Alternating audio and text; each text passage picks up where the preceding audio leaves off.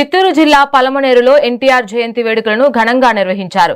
Agriculture market yard వద్ద ఉన్న ఎన్టీఆర్ విగ్రహానికి టీడీపీ నాయకులు, కార్యకర్తలు పూలమాలలు వేసి నివాళులర్పించారు. ఢిల్లీ పీఠంపై తెలుగువారి ఆత్మగౌరవాన్ని చాటిన మహనీయుడు ఎన్టీఆర్ అంటూ ఆర్వి బాలాజీ, గిరిబాబు కొనియాడారు. పేదలు, మహిళలు, బీసీల సంక్షేమం కోసం చారిత్రాత్మక నిర్ణయాలు తీసుకున్న దూరదృష్టి గల నాయకుడని గుర్తు చేశారు. అనంతరం పార్టీ శ్రేణులు కేక్ కట్ చేసి సంబరాలు జరుపుకున్నారు.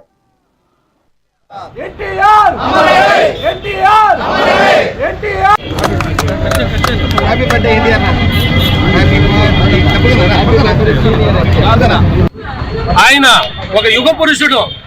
సినీ వినీల ఆకాశంలో ఎక్కడో కృష్ణ జిల్లా నిమ్మకూరులో పేద రైతు కుటుంబంలో పుట్టి అక్కడి నుంచి అంచెలంచెలుగా ఎదిగి సినీ వినీల ఆకాశంలో దాదాపు 4 దశాబ్దాలుగా మొక్కటం లేని మహారాజుగా ఒక విశ్వవిఖ్యాతుడై తన నటన చాతుర్యంతో వివిధ కళారూపాల్లో తన చాతుర్యాన్ని ప్రదర్శించి అదే విధంగా ఈ తెలుగు జాతి నాకేదైతే ఇచ్చిందో నేను వాళ్ళకి ఏమైనా ఇవ్వాలనే ఉద్దేశంతో ఈ తెలుగు ఆ రోజు మన మద్రాసీలుగా అనేక ఇబ్బందులు ఎదుర్కొంటూ ఉంటే అక్కడ ఢిల్లీలో తెలుగు జాతి వాడంటే మర్యాద లేకుండా వాళ్ళంతా మద్రాసీలను చెప్పబడుతుంటే ఆ రోజు తన చాతుర్యంతో తెలుగు వాడి దశ దిశ కీర్తి కిరీటం ఎగరాలనే ఒకే ఒక ఉద్దేశంతో పార్టీ స్థాపించినాడు. ఆ పార్టీ కూడా తెలుగుదేశం అనే నామకరణం ఏ ముహూర్తాన్ని చేసినాడో ఇంతింతై వటుడింతైని ఆ రోజు వేసిన బీజము ఈ రోజు మహావృక్షమై ఆ వృక్షం కింద ఎందరో ఎస్సీ, ఎస్టీ, బీసీ మైనార్టీలో చిరు ఉద్యోగాలు ఆ రోజు తెలుగుదేశం వచ్చాందే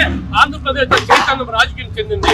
అట్లా ఢిల్లీ మెడలు వంచి 9 నెలల్లోనే పార్టీ పెట్టి అధికారంలోకి వచ్చిన ఘనత ప్రపంచంలో ఎన్టీ రామారావుకి దక్కుతుంది. ఈ రోజు ఆయన అడుగుజాడల్లో నారా చంద్రబాబు నాయుడు గారు కావచ్చు, అమర్నాథ్ రెడ్డి గారు కావచ్చు, లోకేష్ బాబు కావచ్చు, మేమంతా కూడా ఆ వృక్షం కింద నుంచి ప్రజా సంక్షేమంలో మేమంతా తరించి పేదలకు ఏదైతే సంక్షేమ పథకాలు ఈ రోజు ప్రతి ఒక్కరూ చెప్పేది ఆనాడు ఎన్టీఆర్ చేసి చూపించినాడు. ఈ రోజు కూడా అమర్నాథ్ రెడ్డి గారు మహానాడులో ఉన్నారు కాబట్టి పలమనేరు నియోజకవర్గం ఘన నివాళులు అర్పించుకుంటూ ఈ 2 రోజుల మహానాన్ని దిగ్విజయం చేస్తున్నాము. ప్రతి ఒక్క కార్యకర్తలకి తెలుగుదేశం పార్టీ వందనాలు చేస్తున్నాము.